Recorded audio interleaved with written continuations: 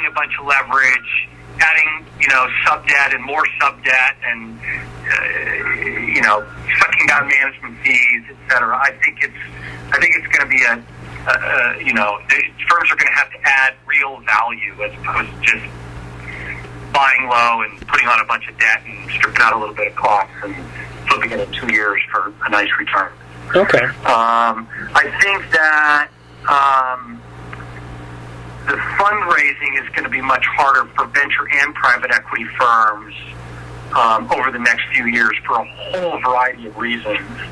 And I think that the trend toward bigger and bigger and bigger private equity and venture firms is going to subside, and there will be a lot more sort of smaller, more niche-oriented firms as opposed to big, giant, monolithic, huge firms that are wielding, billions of dollars. Mm-hmm.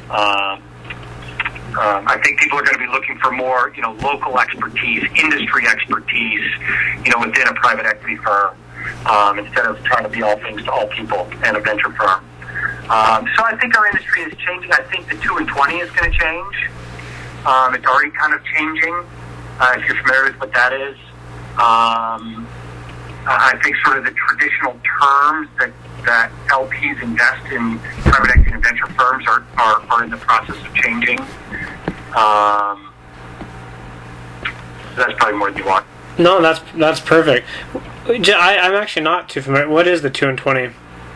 That's how we as private equity and venture people get paid. Okay. So we get a 2% fee on the funds that we're paid to manage, and then we get 20% of the gain that we deliver to the investors. So if you raise a $100 million fund, the GPs who are running the fund, and I would be a GP, meaning I'm managing the money, not investing the money, I would get, on a $100 million fund, we would get $2 million a year to run our office and pay our salaries. Uh-huh. That's the 2. And then we would get 20% of any money we return to our investors over $100 million. So if we invested the $100 million and we sold all of our companies for $150 million, we would, on the $50 million gain, we would get 20% of that, or $10 million in effect for our bonus. Cool. That's how most firms get paid, is on what's called a 2 and 20 formula. Okay. So why, kind of the purpose of, like I said, of Silicon Slopes is to promote Utah. Why have you chosen to locate and invest here in Utah as opposed to, a Silicon Valley or Boston or kind of another entrepreneur hub like that? What talk about, why you like being here in Utah. So I'm a big fan of Utah on this topic. When we started, my partner and I neither of us started it. He bought it and I joined him. The first personal finance software company I joined, and we sold to H&R Block. And we had our technology center in Connecticut, and it was very difficult to find state-of-the-art technologists in Connecticut. It had great sales and marketing people, but not really great technologists. So we sold that business to H&R Block, and we started our new firm. We wanted to put our technology center somewhere other than Connecticut, and we looked at, Boston. We looked in the Raleigh-Durham area, the Raleigh-Durham Triangle. We looked in Austin, and we were looking in Silicon Valley. And we really thought we'd put our technology center in Silicon Valley for all the obvious reasons that somebody would go to Silicon Valley. Uh-huh. And one of the guys we'd worked with before was originally from Utah, and he said, you should look in Utah. And my reaction was, Utah? Ugh, why would we ever go to Utah? And he said, well, let me just go and explore.